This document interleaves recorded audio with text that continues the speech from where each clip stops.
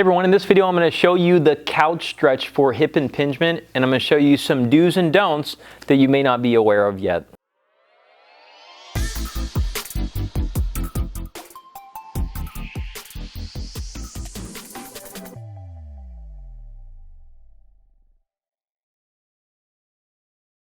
Hey everyone, I'm Sebastian at Performance Play Sports Care, part of locally world famous chiropractors in Costa Mesa, California. Now, just to make sure that you're on the right video, in hip impingement is actually what you're looking for. It's going to be pain into the front crease of the hip here. Some people believe that it goes down into the groin and into the hamstring and into the side of the hip and the low back and the knee and so on. That's not really correct. But there are other versions and other things like compensations that can occur in association with hip impingement. So lower abdominal strains and so all those kinds of things, they're not necessarily the same thing. However, if you do have those parts, you can search our webinar in the corner, which covers other topics that we don't necessarily cover on YouTube, and it helps blend everything together so you get a better understanding. However, the problem we're talking about today is specifically the section in front, which is going to be hip impingement. Now, the couch stretch is one that people oftentimes use. It's called the couch stretch because people oftentimes use a couch. I don't have a couch, and I have this. Now, usually it's a little bit higher, but I'm going to first start by giving you the things that I would probably do first, and then we're going to do slight variations of things that you probably shouldn't be doing. Okay? So the first thing we're going to do is make sure that your knee's in a generally comfortable spot. This won't be comfortable for me because this ground's really hard, but we're gonna be here. Okay. Now the tip of my knee doesn't really feel good because this ground's kind of concrete, but my foot's gonna be up onto the soft part of the couch.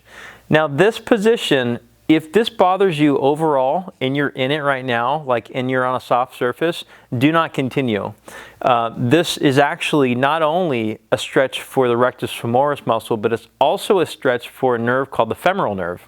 And so people who have back pain and stuff in the front and the thigh stuff and the inner knee and so on, this is actually contraindicated. You shouldn't be doing it just yet. But if that's okay, but if everything's good, you can roll your body weight onto the top part of your knee and try to put almost all your body weight onto the opposite foot.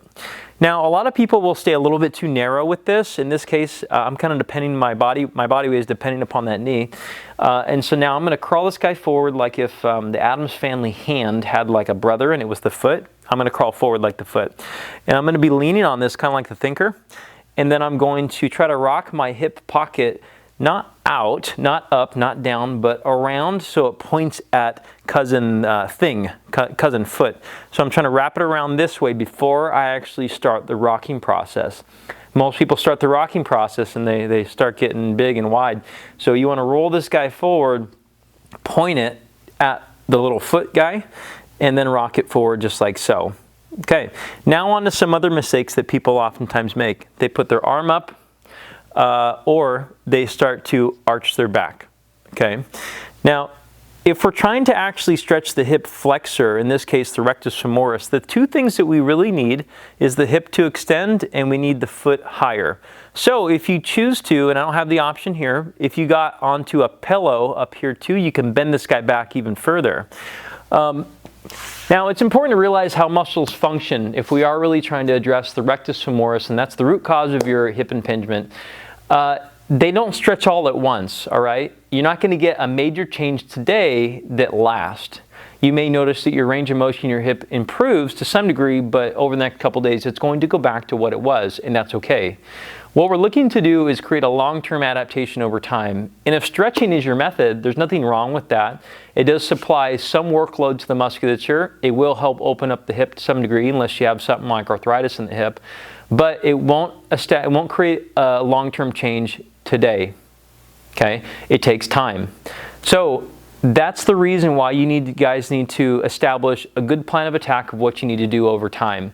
The couch stretch may be one part of your program, but eventually as your hips range of motion start to open up, something like a glute bridge or a single leg bridge or a split squat or running or doing stairs might actually help you more so than doing more couch stretch.